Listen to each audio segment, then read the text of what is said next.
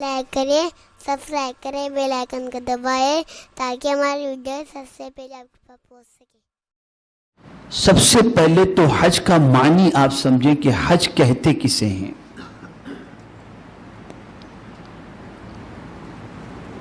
تو حج کہتے ہیں مقدس مقامات کی زیارت کے ارادے کو،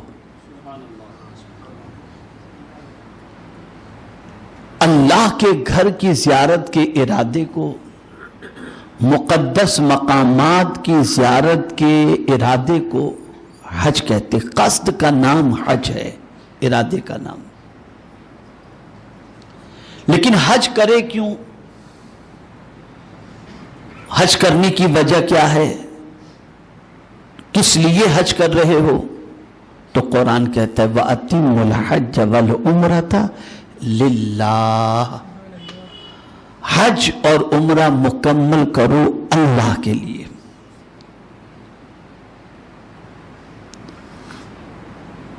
حالانکہ نماز بھی بندہ پڑھتا ہے تو نیت کرتا ہے واسطے اللہ تعالیٰ کے، روزے بھی رکھتا ہے تو نیت کرتا ہے واسطے اللہ تعالیٰ کے، زکوٰۃ میں بھی بندے کا ارادہ اللہ کی رضا ہے۔ لیکن حج کے سلسلے میں پروردگار جل جلالہ نے واضح لفظوں میں فرما دیا کہ وَأَتِمُّ الْحَجَّ وَالْعُمْرَةَ لِلَّهِ، حج اور عمرہ مکمل کرو اللہ کے لیے۔ یہ بڑا مقدس سفر ہے اور بڑی عظیم عبادت ہے، اور عاقل بالغ مسلمان اور صاحب استطاعت پر زندگی میں ایک مرتبہ یہ حج فرض ہے۔ لیکن یہ اتنا بڑا فرض ہے اور اتنی بڑی عبادت ہے یہ کہ اگر کوئی صحیح معنوں میں حج کر لے تو اللہ زندگی کے سارے گناہوں کو معاف فرما دیتا ہے۔ یہ اتنی بڑی عبادت ہے۔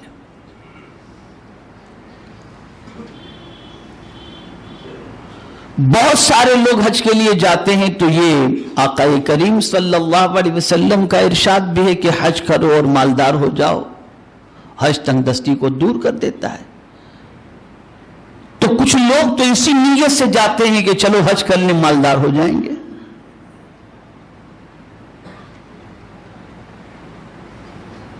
لیکن قرآن کہتا ہے کہ حج کرو تو اللہ کے لیے کرو، اللہ کے لیے۔ میں آپ کو بتاؤں عام بندوں کے حج میں اور اللہ والوں کے حج میں کیا فرق ہوتا ہے۔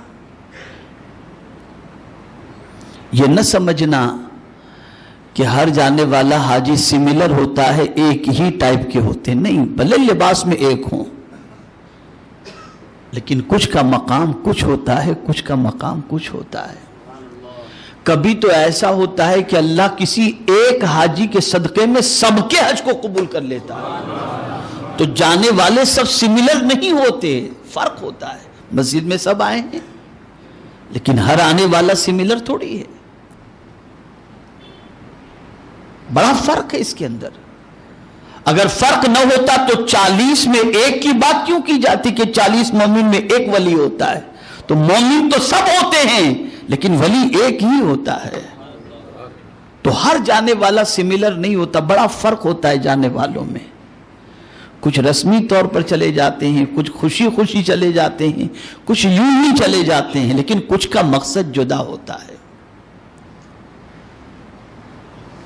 کچھ سوچتے ہیں کہ ہم جا کے کعبہ دیکھیں گے اور اپنی آنکھوں کو ٹھنڈک پہنچائیں گے، اور یقیناً کعبے کو دیکھنا عبادت ہے کہ میرے آقا صلی اللہ علیہ وسلم نے فرمایا النظر الی الکعبۃ عبادۃ، کعبے کو دیکھنا عبادت ہے۔ لیکن کچھ لوگ کعبے کی نیت سے جاتے بھی نہیں ہیں، ارادہ کعبے کا کرتے ہیں کہ ہم کعبے کی طرف جا رہے ہیں، لیکن ان کی نیت بڑی اونچی ہوتی ہے، اس لیے کہ ان کا معاملہ تو یہ ہوتا ہے کہ کبھی کبھی ان کے سامنے سے حجابات ہٹا دیے جاتے ہیں اور جہاں ہوتے ہیں وہیں سے کعبہ دیکھ لیا کرتے ہیں۔ ایسے ہوتے ہیں کچھ لوگ۔ کچھ اللہ والے ایسے ہوتے ہیں، لیکن کچھ اللہ والوں کا حج بڑا عظیم ہوتا ہے. وہ کعبے کی زیارت کی نیت سے نہیں نکلتے، وہ کہتے ہیں کعبے کو بھی دیکھیں گے اور کعبے کے رب کو بھی دیکھیں گے. تو ان کا ارادہ یہ ہوتا ہے، رب کعبہ کو دیکھنے کے لیے جاتے ہیں. یہ ان اللہ والوں کا حج ہوتا ہے جن کو مرد کہا جاتا ہے. علامہ رومی رحمت اللہ تعالی علیہ نے ایسوں کو مرد کہا ہے.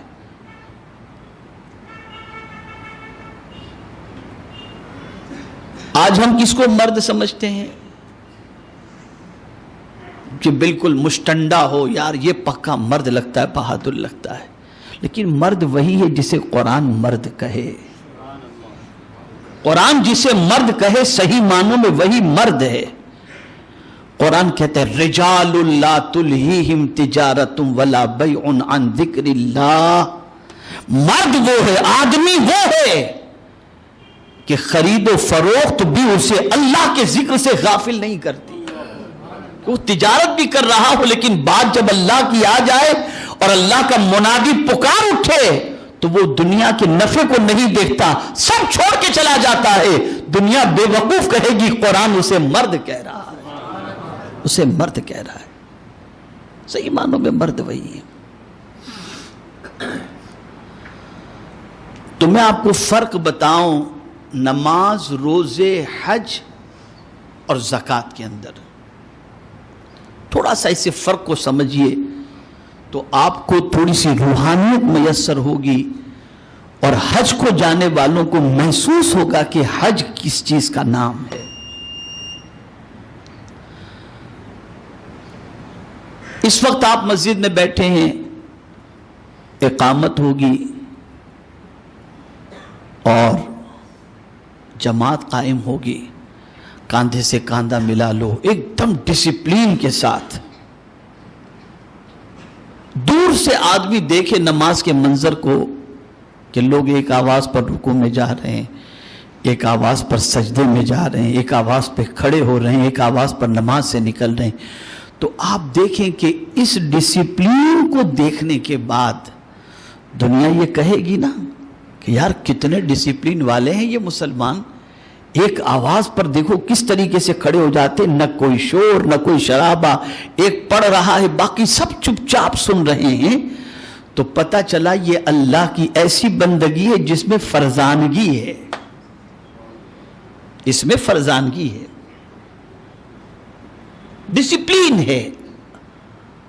اس کے اندر بندے کو مظاہرہ اس طریقے کا ہوتا ہے کہ لوگ سمجھتے ہیں کہ یہ عقل والے ہیں. روزے کا معاملہ دیکھ لیجئے، افطار کا وقت ہوتا ہے تو سب دسترخوان پر دعا میں مصروف ہوتے ہیں. تو اس ڈسپلین کو بھی دیکھ کر کے لوگ کہتے ہیں کہ یار کتنی اچھی قوم ہے. فرزانگی کا عالم دیکھیے کہ اللہ کی بارگاہ میں دعا کے اندر مصروف ہے اور سب بیٹھے ہوئے ہیں افطار کرنے کے لیے. پھر تراویح میں بھی آپ کو یہ منظر نظر آئے گا.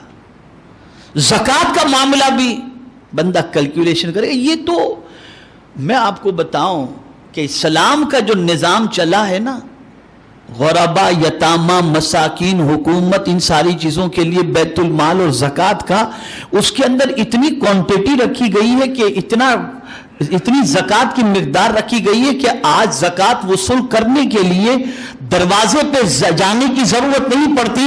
کوئی مولانا آ کر کے اکاؤنٹ چیک نہیں کرتے کہ تمہارا کتنا بیلنس ہے اور کتنا تم نے کمایا، کچھ نہیں. بندہ خود سے زکوٰۃ اپنی نکال دیتا ہے.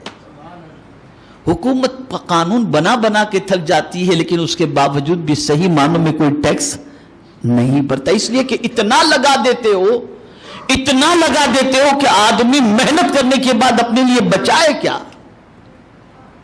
لیکن اسلام کا نظام ایسا ہے کہ فلیکسیبلٹی ہے، گنجائش ہے، آسانیاں ہیں اور ساری چیزیں اس کے اندر موجود ہیں. خیر، ہمارے ویڈیو کو لائک شیئر ضرور کریے.